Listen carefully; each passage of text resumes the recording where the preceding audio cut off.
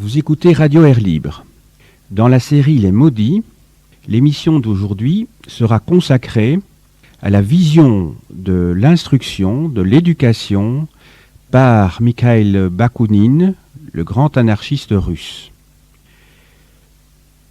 Quelques mots pour resituer un petit peu les textes qui seront lus dans leur contexte, c'est-à-dire en reprenant quelques éléments biographiques, succinctement, de la vie de Mikhail Bakounine, qui vécut de 1814 à 1876. 11e enfant d'une famille de nobles libéraux, retiré à la campagne après l'échec du mouvement des cabristes en 1825, Bakounine se destine d'abord à une carrière militaire.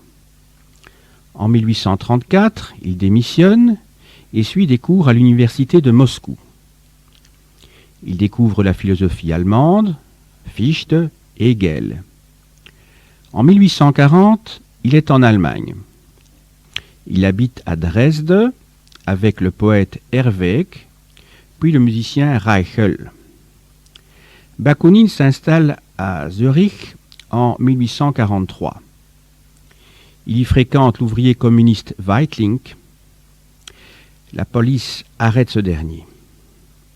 Bakounine se réfugie alors à Berne, chez son ami Vogt.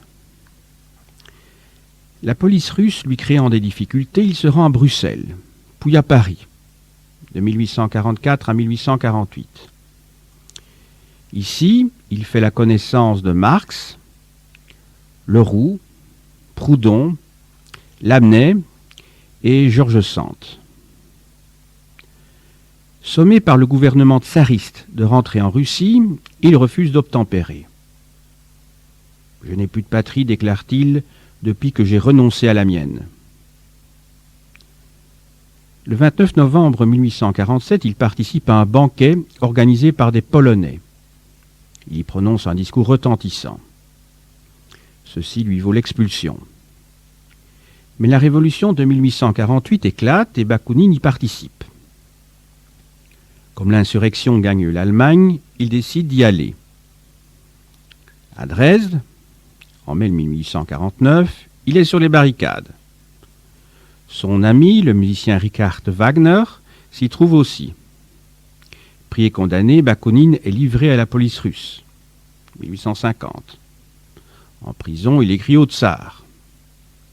1861. Bakounine réussit à s'évader. 1864. Il regroupe des Italiens, des Français et des Slaves dans une société secrète. Fraternité internationale ou Alliance des révolutionnaires socialistes. 3 ans plus tard, on le retrouve à la Ligue pour la paix et la liberté, où il devient membre du comité central. Il quittera la Ligue et fondera avec Reclus, Fanelli et d'autres l'Alliance internationale de la démocratie socialiste, le 25 septembre 1868. Dès juillet 1868, Bakounine est membre de l'Internationale. Le conseil général de cette dernière association refuse d'admettre l'Alliance comme branche distincte. Celle-ci se dissout. En 1869, c'est-à-dire l'année où sont publiés les textes que je vais lire dans quelques instants sur l'éducation, Bakounine est entré en relation avec Netchaïev, personnage dont Dostoïevski s'inspirera pour écrire Les Possédés. Netchaïev subjugue Bakounine, mais ils finiront par rompre. Le 15 septembre 1870, Bakounine est à Lyon, où, profitant de l'agitation, il proclame la Commune. Ensuite, il accueillera avec enthousiasme la création de la Fédération jurassienne. Le 1er juillet 1876, il expire. Ce n'est évidemment pas le lieu ici d'expliquer les théories de Bakounine, mais de porter plutôt un regard sur les ouvrages qu'il a écrits, plus particulièrement sur l'éducation. Il s'agit tout d'abord d'un texte publié dans l'Égalité le 31 juillet 1869 et ensuite un second texte publié le 31 juillet 1869. L'Égalité, 31 juillet 1869. La première question que nous avons à considérer aujourd'hui est celle-ci. L'émancipation des masses ouvrières pourra-t-elle être complète tant que l'instruction que ces masses recevront sera inférieure à celle qui sera donnée aux bourgeois, ou tant qu'il y aura en général une classe quelconque, nombreuse ou non, mais qui, par sa naissance, sera appelée au privilège d'une éducation supérieure et d'une éducation plus complète. Poser cette question, n'est-ce pas la résoudre?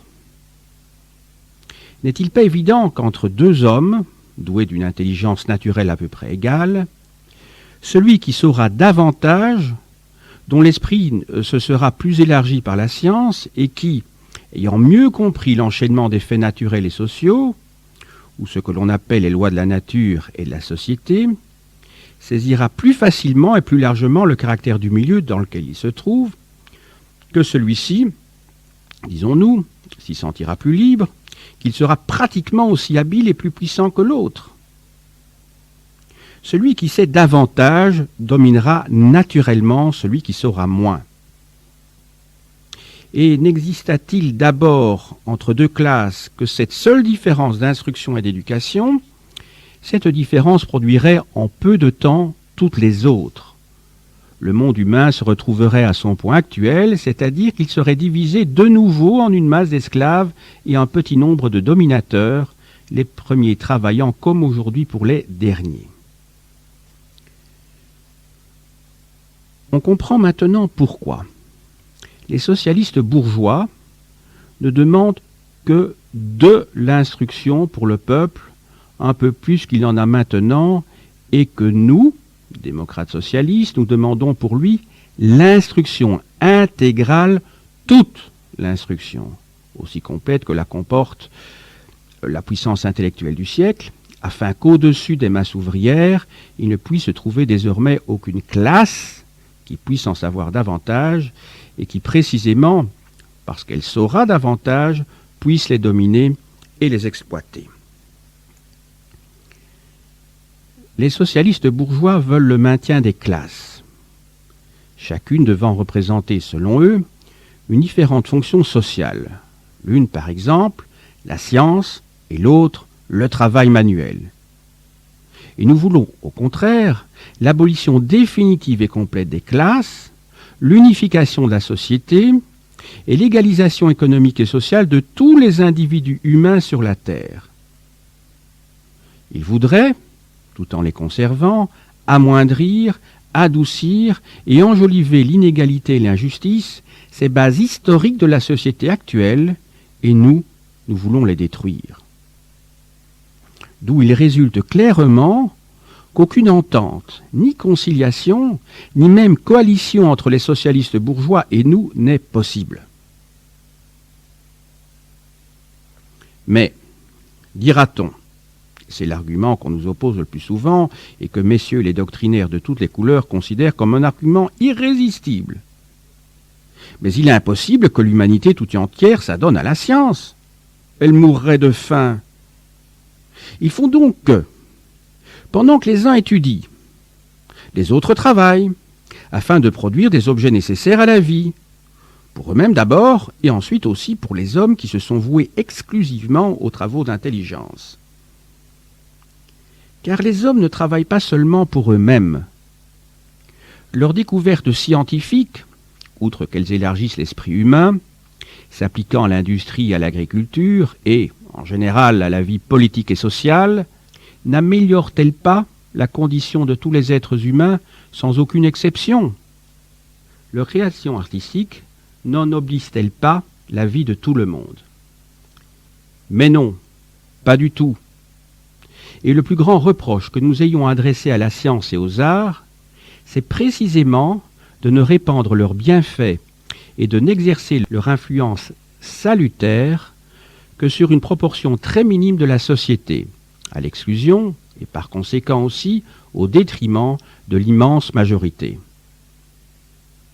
On peut dire aujourd'hui des progrès de la science et des arts ce qu'on a dit déjà avec tant de raison du développement prodigieux de l'industrie, du commerce, du crédit, de la richesse sociale, en un mot, dans les pays les plus civilisés du monde moderne. Cette richesse est toute exclusive, étant chaque jour à la devenir davantage, en se concentrant toujours entre un plus petit nombre de mains et en rejetant les couches inférieures de la classe moyenne, la petite bourgeoisie, dans le prolétariat, de sorte que le développement de cette richesse est en raison directe de la misère croissante des masses ouvrières. D'où il résulte que l'abîme qui déjà sépare la minorité heureuse et privilégiée des millions de travailleurs, qui la font vivre du travail de leurs bras, s'ouvre toujours davantage et que, plus les heureux, les exploiteurs du travail populaire sont heureux, plus les travailleurs deviennent malheureux. Qu'on mette seulement en présence de l'opulence fabuleuse du grand monde aristocratique, financier, commercial et industriel de l'Angleterre, la situation misérable des ouvriers de ce même pays.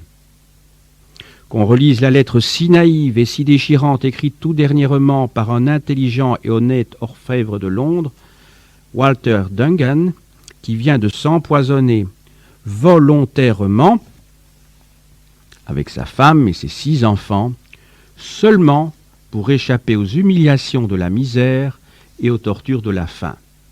Et on sera bien forcé d'avouer que cette civilisation tant vantée n'est, au point de vue matériel, rien qu'oppression et ruine pour le peuple. Il en est de même des progrès modernes de la science et des arts. Ces progrès sont immenses. Oui, c'est vrai. Mais plus ils sont immenses, et plus ils deviennent une cause d'esclavage intellectuel, et par conséquent aussi matériel, une cause de misère et d'infériorité pour le peuple.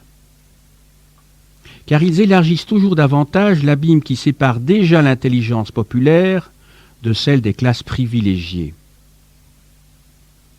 La première, au point de vue de la capacité naturelle, est aujourd'hui évidemment moins blasée, moins usée, moins sophistiquée, moins corrompue par la nécessité de défendre des intérêts injustes. Et par conséquent, elle est naturellement plus puissante que l'intelligence bourgeoise. Mais, par contre, cette dernière a pour elle toutes les armes de la science, et ces armes sont formidables.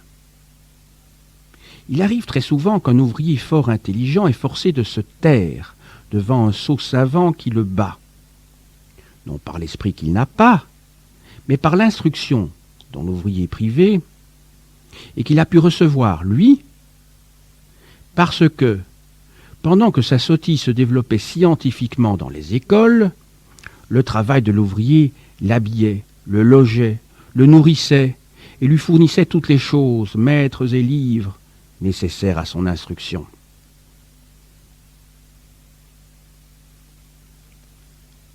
Le degré de science réparti à chacun n'est point égal, même dans la classe bourgeoise, nous le savons fort bien. Là aussi, il y a une échelle, déterminée non par la capacité des individus, mais par le plus ou moins de richesse de la couche sociale dans laquelle ils ont pris naissance. Par exemple, l'instruction que reçoivent les enfants de la très petite bourgeoisie, très peu supérieure à celle que les ouvriers parviennent à se donner eux-mêmes, est presque nulle en comparaison de celle que la société répartit largement à la haute et moyenne bourgeoisie. Aussi, que voyons-nous ? La petite bourgeoisie, qui n'est actuellement rattachée à la classe moyenne que par une vanité ridicule d'un côté, et, de l'autre, par la dépendance dans laquelle elle se trouve vis-à-vis des gros capitalistes, se trouve pour la plupart du temps dans une situation plus misérable et bien plus humiliante encore que le prolétariat. Aussi, quand nous parlons des classes privilégiées, n'entendons-nous jamais cette pauvre petite bourgeoisie qui, si elle avait un peu plus d'esprit et de cœur, ne tarderait pas à venir se joindre à nous pour combattre la grande et moyenne bourgeoisie qui ne l'écrase pas moins aujourd'hui qu'elle écrase le prolétariat.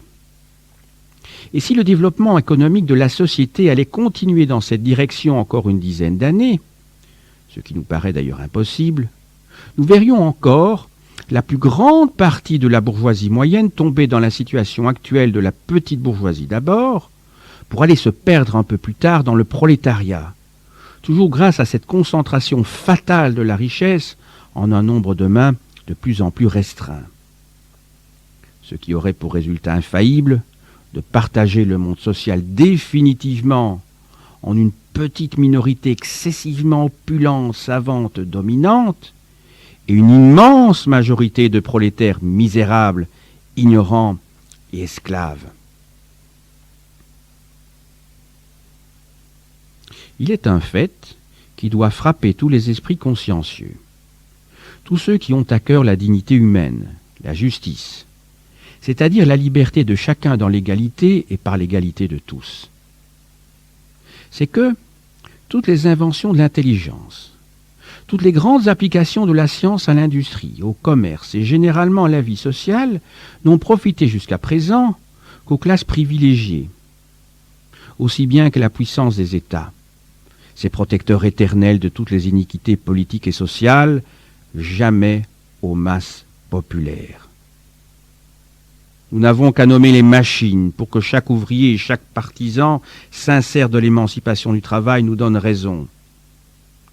Par quelle force les classes privilégiées se maintiennent-elles encore aujourd'hui, avec tout leur bonheur insolent et toutes les jouissances cyniques, contre l'indignation si légitime des masses populaires? Est-ce par une force qui leur serait inhérente à elles-mêmes? Non.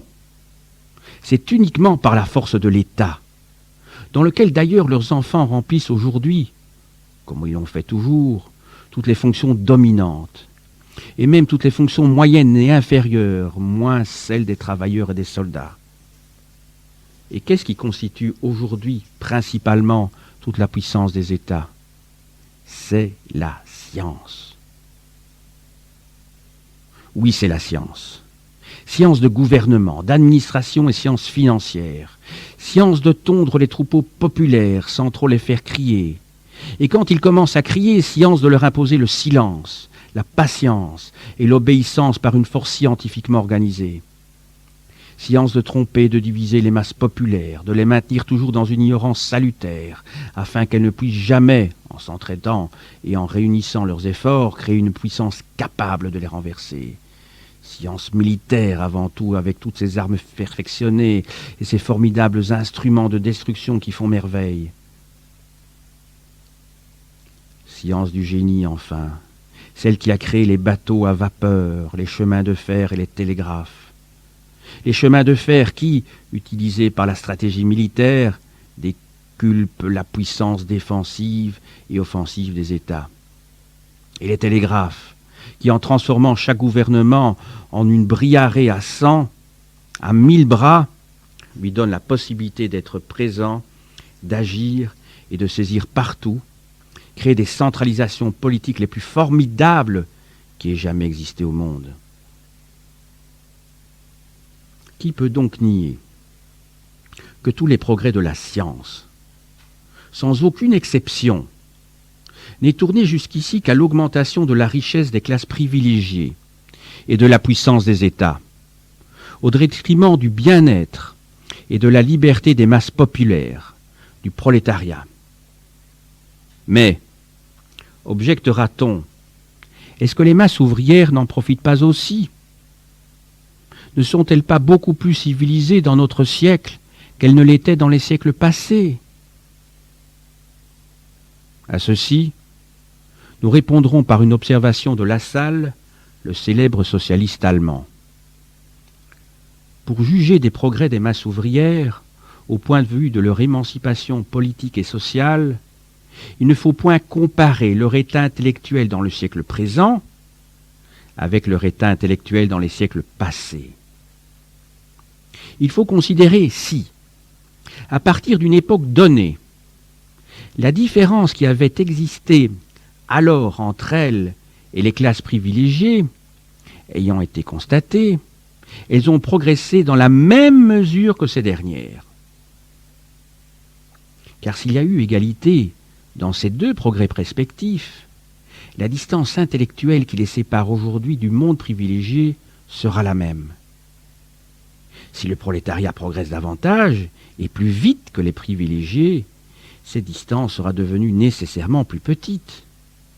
Mais si, au contraire, le progrès de l'ouvrier est plus lent, et par conséquent moindre que celui des classes dominantes, dans le même espace de temps, cette distance s'agrandira. L'abîme qui les avait séparés est devenu plus large. L'homme privilégié est devenu plus puissant. L'ouvrier est devenu plus dépendant, plus esclave qu'à l'époque qui a été prise pour point de départ. Si nous quittons tous les deux, à la même heure, deux points différents, et que vous ayez eu 100 pas d'avance sur moi, vous faisant 60, moi seulement 30 pas par minute, au bout d'une heure, la distance qui nous séparera ne sera plus de 100, mais de 280 pas. Cet exemple donne une idée tout à fait juste des progrès respectifs de la bourgeoisie et du prolétariat jusqu'ici. Les bourgeois ont marché plus vite dans la voie de la civilisation que les prolétaires, non parce que leur intelligence était naturellement plus puissante que celle de ces derniers, aujourd'hui, à bon droit, on pourrait dire tout le contraire, mais parce que l'organisation économique et politique de la société était telle, jusqu'ici, que les bourgeois seuls ont pu s'instruire, que la science n'existait que pour eux, et que le prolétariat s'est trouvé condamné à une ignorance forcée, de sorte que si même il avance, et ses progrès sont indubitables, ce n'est pas grâce à la société, mais bien malgré elle. Nous nous résumons. Dans l'organisation actuelle de la société, les progrès de la science ont été la cause de l'ignorance relative du prolétariat, aussi bien que les progrès de l'industrie et du commerce ont été la cause de sa misère relative. Progrès intellectuels et progrès matériels ont donc également contribué à augmenter son esclavage. Qu'en résulte-t-il ? C'est que nous devons rejeter, combattre cette science bourgeoise, de même que nous devons rejeter, combattre la richesse bourgeoise. Les combattre et les rejeter dans ce sens que, détruisant l'ordre social, qui en fait le patrimoine d'une ou de plusieurs classes, nous devons les revendiquer comme le bien commun de tout le monde. L'égalité, c'est tout, 1869.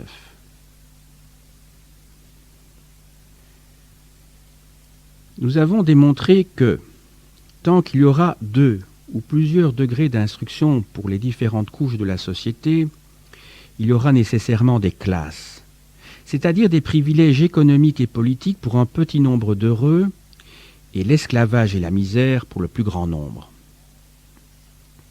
Membres de l'Association internationale des travailleurs, nous voulons l'égalité.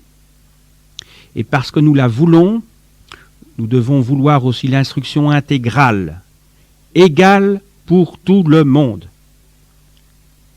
Mais si tout le monde est instruit, qui voudra travailler, demande-t-on? Notre réponse est simple. Tout le monde doit travailler et tout le monde doit être instruit.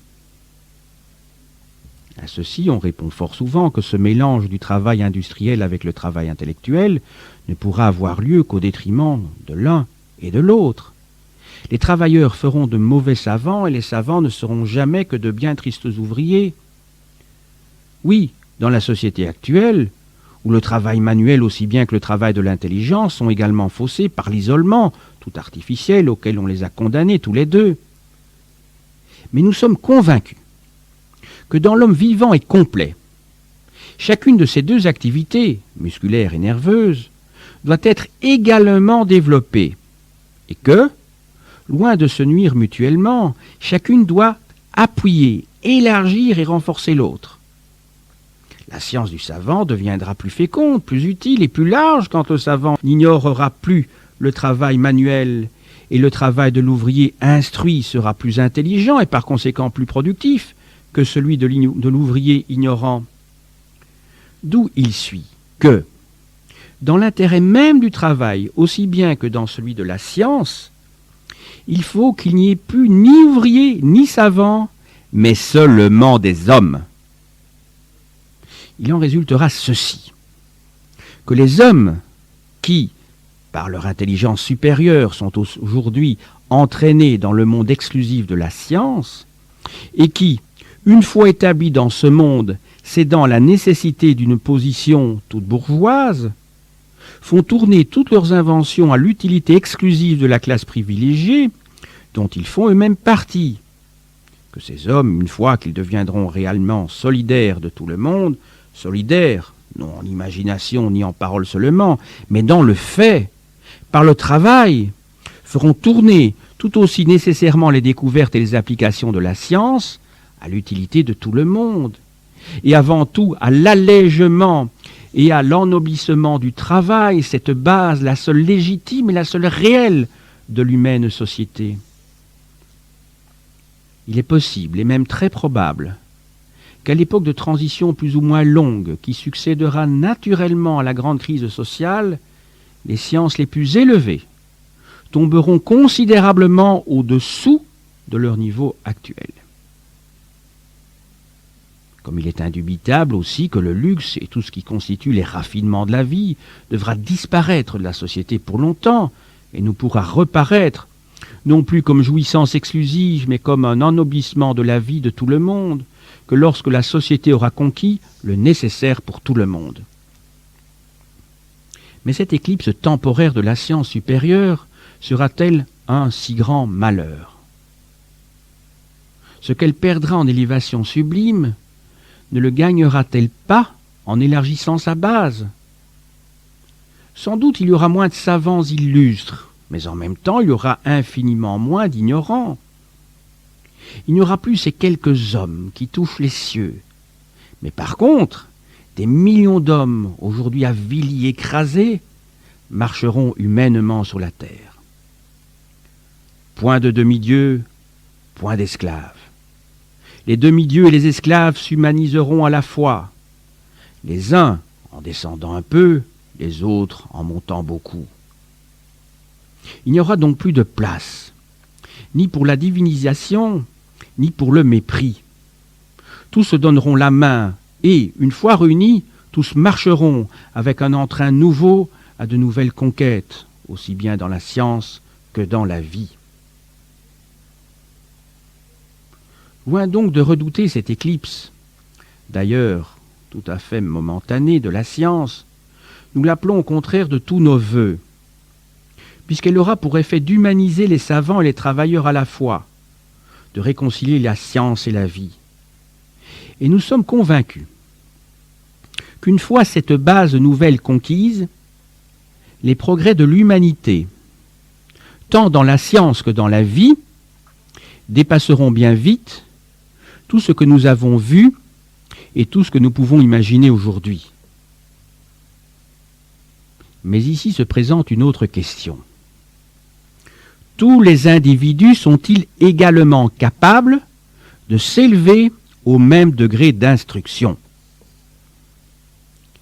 Imaginons-nous une société organisée selon le mode le plus égalitaire et dans laquelle tous les enfants auront, dès leur naissance, le même point de départ, dans le rapport politique, économique et social, c'est-à-dire absolument le même entretien, la même éducation, la même instruction. N'y aura-t-il pas, parmi ces millions de petits individus, des différences infinies d'énergie, de tendances naturelles d'aptitude? Voilà le grand argument de nos adversaires, bourgeois purs et socialistes bourgeois. Ils le croient irrésistible. Tâchons donc de leur prouver le contraire. D'abord, de quel droit se fonde-t-il sur le principe des capacités individuelles? Y a-t-il place pour le développement de ces capacités dans la société telle qu'elle est? Peut-il y avoir une place pour leur développement dans une société qui continuera d'avoir, pour base économique, le droit d'héritage? Évidemment non, car du moment qu'il y aura héritage, la carrière des enfants ne sera jamais le résultat de leur capacité et de leur énergie individuelle. Elle sera avant tout celui de l'état de fortune, de la richesse ou de la misère de leur famille. Les héritiers riches, mais sots, recevront une instruction supérieure. Les enfants les plus intelligents du prolétariat continueront à recevoir en héritage l'ignorance, tout à fait comme cela se pratique maintenant. N'est-ce donc pas une hypocrisie que de parler non seulement dans la présente société, mais même en vue d'une société réformée qui continuerait seulement d'avoir pour base la propriété individuelle et le droit d'héritage? N'est-ce pas une infâme tromperie que d'y parler de droits individuels fondés sur des capacités individuelles? On parle tant de liberté individuelle aujourd'hui. Et pourtant, ce qui domine, ce n'est pas du tout l'individu humain. L'individu en général, c'est l'individu privilégié par sa position sociale. C'est donc la position, c'est la classe. Qu'un individu intelligent de la bourgeoisie ose seulement s'élever contre les privilèges économiques de cette classe respectable, et l'on verra combien ces bons bourgeois, qui n'ont à la bouche à cette heure que la liberté individuelle, respecteront la sienne. Que nous parle-t-on de capacité individuelle? Ne voyons-nous pas, chaque jour, les plus grandes capacités ouvrières et bourgeoises forcées de céder le pas, et même de courber le front devant la stupidité des héritiers du veau d'or? La liberté individuelle, non privilégiée mais humaine, les capacités réelles des individus ne pourront recevoir leur plein développement qu'en pleine égalité. Quand il y aura l'égalité du point de départ pour tous les hommes sur la terre, alors seulement, en sauvegardant toutefois les droits supérieurs de la solidarité, qui est et qui restera toujours le plus grand producteur de toutes les choses sociales, intelligence humaine et bien matérielle, alors on pourra dire, avec bien plus de raison qu'aujourd'hui, que tout individu est le fils de ses œuvres.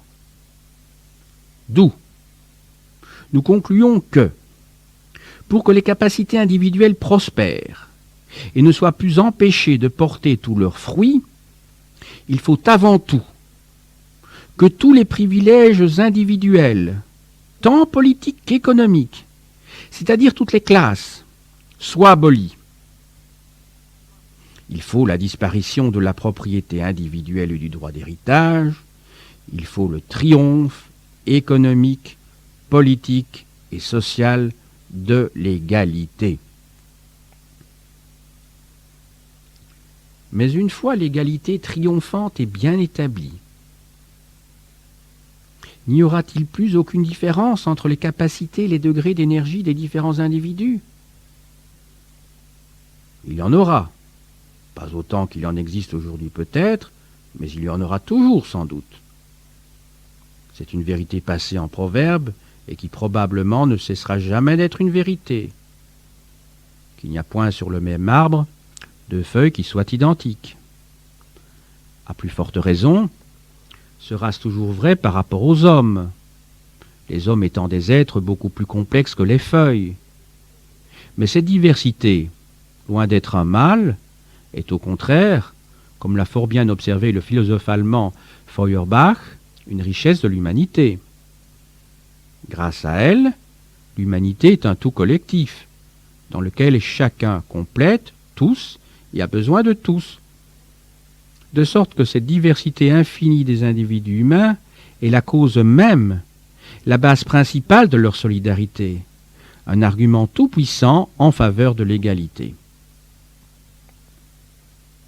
Au fond, même dans la société actuelle, si l'on accepte deux catégories d'hommes, les hommes de génie et les idiots, Et si l'on fait abstraction des différences créées artificiellement par l'influence de 1000 causes sociales, telles qu'éducation, instruction, position économique et politique, qui diffèrent non seulement dans chaque couche de la société, mais presque dans chaque famille, on reconnaîtra qu'au point de vue des capacités intellectuelles et de l'énergie morale, l'immense majorité des hommes se ressemblent beaucoup, ou qu'au moins ils se valent.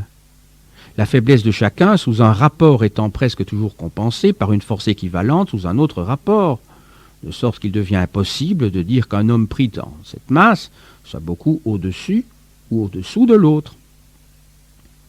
L'immense majorité des hommes ne sont pas identiques, mais équivalents, et par conséquent égaux. Il ne reste donc, pour l'argumentation de nos adversaires, que les hommes de génie et les idiots. L'idiotisme est, on le sait, une maladie physiologique et sociale. Il doit être traité, non dans les écoles, mais dans les hôpitaux.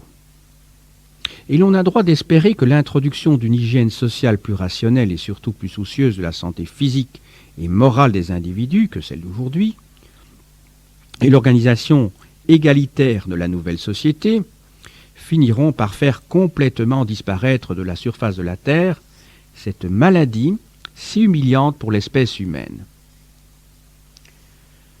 Quant aux hommes de génie, il faut d'abord observer qu'heureusement ou malheureusement, comme on veut, ils n'ont jamais apparu dans l'histoire que comme de très rares exceptions à toutes les règles connues.